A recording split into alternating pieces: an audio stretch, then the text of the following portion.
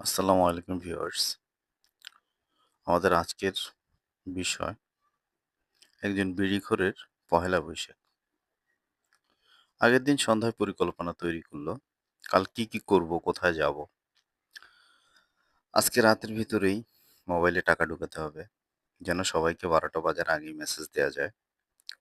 ১ packet cigarette আনতে হবে, একটা ম্যাচ কিনতে হবে। তারপর লাইটার তো আছেই। ১২টা বাজার আগেই সবাইকে মেসেজ পাঠিয়ে দেওয়া।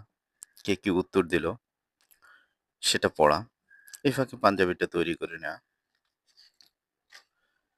কাছের মানুষকে ফোন করা। ফোন বিজি পেয়ে একটার পর একটা সিগারেট খাওয়া। যখন ফোন রিসিভ করলো ততক্ষণে ৫টা সিগারেট শেষ। হ্যালো, শুভ নববর্ষ। হ্যাঁ, ওপাশ থেকে উত্তর আসলো। হ্যাঁ, শুভ নববর্ষ। তুমি এখনো ঘুমাও নাই? না। ও, আমি ভাবলাম সকালে তোমাকে সাথে করে নিয়ে একসাথে বের হব। আচ্ছা, আমি ঘুমিয়ে যাচ্ছি।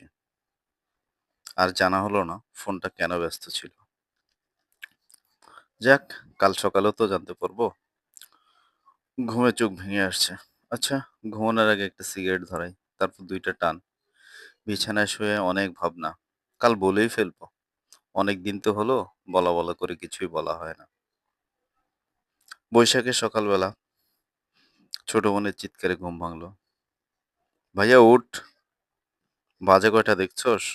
তুই আমাকে নিয়ে রমনায় যাওয়ার কথা না? হ্যাঁ, যাবো তো। তোর বান্ধবী আসে নাই? না, এখনো আসে নাই। ফোনও ধরে না। চল আমরা চলে যাই। আমরা চলে যাই মানে? আমি যাব না। কি, তুই যাবি না?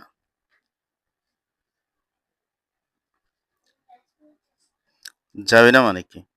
যাবি না কেন? ভাইয়া বলল, আমার শরীরটা ভালো নাই। ও আচ্ছা, ঠিক আছে। এই কি রে, তুই এত দেরি করলি কেন? চল আমরা বের হই। ভাইয়ের শরীরটা ভালো নাই, ও যাবে না। বলস কি? যাবে না? তোর ভাইয়া কই? আরে ছাদে। ছাদে কি করছে? কি আর করবে? বিড়ি টানতেছে। দাঁড়া, আমি দেখে আসছি।